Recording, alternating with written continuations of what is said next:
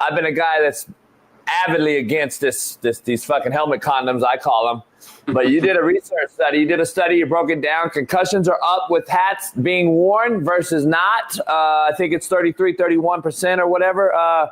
What did you find out? Break it down with these Guardian caps. Yeah. So I was actually on that Deshaun Watson podcast the last 2 weeks ago. One of the main people for Guardian was actually on the call. I thought it was kind of funny. But in general, the data, so the data, there's a lot of variability here. So it's like, hey, if you have a previous history of concussions, you're at higher risk. If you're at certain positions, you're probably at lower risk. So there's a lot of variability. But this was a specific study for high school students. So obviously different levels, but and they only did them in practice. So yes, there's a lower incidence of concussions in practice in general compared to games, and maybe it was a regulation thing, or not everybody had access, so they couldn't do it. But the data showed that there was, I think, roughly 700 people wearing Guardian caps and about 600 or somewhere between 500 and 600 people not wearing them. And the percentage of concussions that people sustained was higher in the group that had the Guardian caps on. So even though there was more of them, it was more about the percentages than the total, because obviously the total will be skewed. So then the question becomes, do you get a false sense of security with that on and hit harder or act more reckless? It's a valid question. Is the additional weight of the helmet, and it's not a lot, but it's enough, is the additional weight causing stress on the neck, which allows for more whiplash? That's a separate discussion and something that's worthy of looking into. I know they want to decrease, I know they want to decrease the risk of concussions, as they should. I just don't know if I completely believe these or the Q collars actually make a difference.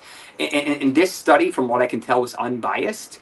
If you're having a study by the NFL or by the makers of the caps, you're inherently biased, unfortunately. Like, you don't have a choice. You're going to want, so that's the breakdown of the study. I think the link's at the bottom if you want to look at it. I'm sure there'll be more coming out. I get that you're trying to protect. I just don't know if this is the answer. And most of these injuries are rotational. So you should have more padding in the back when you hit your head. And even then, is a little bit more foam really going to make a big difference when you have the best helmets we've ever had, like ever? So the data in general is that the concussions are down. The data in general is that the kickoff rule, and I did a little segment on Fox, I think it was, the other day. The data for the dynamic kickoff this year, concussions were down, specifically in the kickoff, and lower extremity injuries were down. Okay. Which is good, right? Why? Because if you think of the old rule where basically people were running into each other at full force, right? It's the only time you're ever going to be both running at each other full force, unless there's a pick or something like that. But in terms of a regulated field, now it's we wait until you catch the ball and then you run. So there's a lot less ramp up, and therefore a lot less running into each other. And there was a lot more plays, and there was a lot more touchdowns, and there was a lot more action because of how they designed it. So I think the rule was not only effective for excitement, but also effective for safety. So I think they continue to implement that, and that's what the data showed. And in general, I agree. I think there were more injuries throughout the season than we're used to seeing. But in terms of kickoff, which are mostly special teams guys for the most part, and the good news is if they decide to put one of their stars back there to receive, like Debo would do it, and then you have a little bit more. Okay, maybe the risk is a little lower now that I can risk my star being out there and maybe making a play or two compared to the old rule. So I like that, and I think that's a good idea. But overall, I think there was way more injuries throughout the season than, in my opinion, than ever before. I don't know if I have specific side-by-side data, just because in the grind it's so ridiculous. But even just tracking quarterback, running back, tight ends, and wide receivers, there were weeks where I had 70 to 80 guys that were actively on the list, and probably 15 to 20 that pulled off just to make it easy.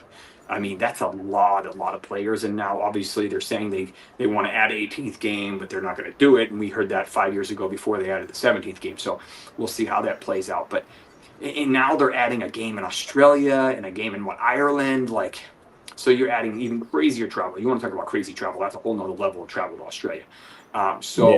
You know, I mean, Germany's one thing, but Australia. Yeah, it's crazy. And that I don't know. The helmet, we've had a guy that creates those helmets, a good friend of mine who's made very profitable business off it. He started it years ago.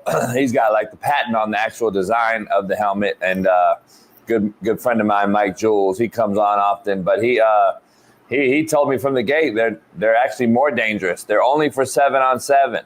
They're only for protection with no pads on. They're to protect shoulders when you're not in pads, and your helmet, and you're just from hitting another helmetless player. So they're not for padded games. They're not for collision. They're not for that. Yeah. He said the cushion, the actual invention of it is actually going to cause more damage. He said he was shocked the NFL approved it because the padding in there, he said, it actually will impact the spine when it hits a solid object, and it will do like a car hitting a wall. Yeah, like a push. It'll do that. He says it's going to cause more damage. So he said that on our show, a year and a half ago when they started with this helmet stuff, and the NFL started to contemplate it in practice. And he was like, man, this is crazy. And now they're coming out with a whole new product of it and still continuing to promote it.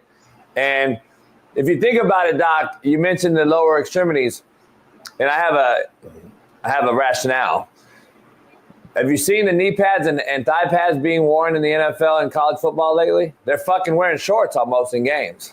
I don't think they're wearing them. Smitty and I played. We had to have our knees past our knee pads had to be past our kneecaps, or we would have a penalty. Yeah. Now, if you go look at a college football game, these guys are in the game and you're seeing full thigh. Yeah. You're seeing full thigh. You're seeing full knee exposed, and I haven't seen nobody talk about it.